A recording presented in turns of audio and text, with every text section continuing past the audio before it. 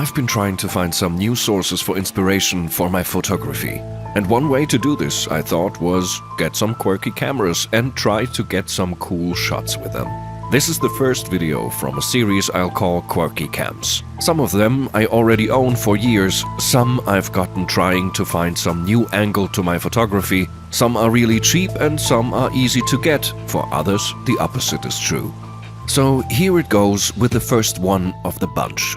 The Samsung LX Mini. Maybe the smallest digital interchangeable lens camera ever sold.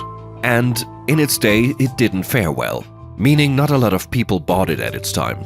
Samsung announced that they would stop making and selling digital cameras in 2015. Just a year earlier, in 2014, they announced the LX Mini, a tiny digital camera with a tiny sensor and a different interchangeable lens system compared to their other LX cameras. In this system, you could only get 3 lenses. There was the 9 to 27mm f3.5 standard zoom, which equals roughly a 24 to 73mm on full frame. The second one was a 9mm 3.5 prime lens, and another prime with 17mm and f1.8. The last one is really hard to come by today, and sadly I don't own one. Yet. As I mentioned earlier, all feature a proprietary lens mount called NXM and only fit the LX Mini. However, in the day, you could get an adapter to put on the standard NX mount lenses if you happen to own some. Just like Nikon with their 1 series, the LX Mini features a 1-inch sensor. The resolution of about 21 megapixels is quite high for such a small sensor, but thanks to the well-made lenses, it produces pleasing images. Here are just a few samples I shot outside the house. ISO ranges from 100 up to 25,600. I am planning to do an in-depth test of image quality later, so I can give you some samples all through the range. But let me just say, the LX Mini does a good job considering the small sensor and if you shoot in RAW, doing the processing in post.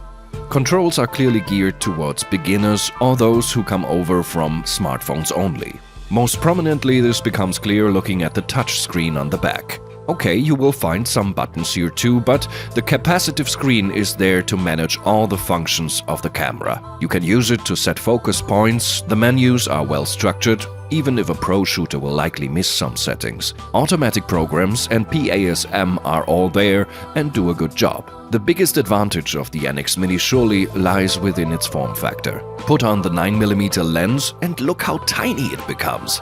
I have absolutely no problem sticking it into my pockets. I was looking for an everyday carry camera and that is what I got. Oh, and it does video as well. 1080p at a maximum of 30p. No 4K and no slow-mo. But hey, the Canon 5D Mark III didn't do much more as well. If you are a selfie shooter, I have good news. Flip up the screen by 180 degrees and the camera will turn on automatically. Samsung is also famous for its connectivity features and no doubt the LX Mini delivers here. NFC and Wi-Fi are easy to use, and with the smartphone app you can control your camera as well as send photos over to your phone. Neat. I was using the LX Mini for about a week now, and I'm loving the compact size and the fact that I have a good camera in my pocket all the time. Will I keep it? I can't say yet. It has its shortcomings and I have a Pentax QS1 coming next week, so maybe I'll change again. But if you have 90 to 150 euros to spare, you can get this camera with at least 1 lens used on the internet. You may have to wait a bit, because they aren't sold so frequently though, but I can recommend it as an EDC camera any day. If you like this video and maybe want to see some more, please consider liking and subscribing to my small channel. And please comment if you happen to agree, disagree, or have other quirky cams you want me to review. Until then, bye bye and happy shooting!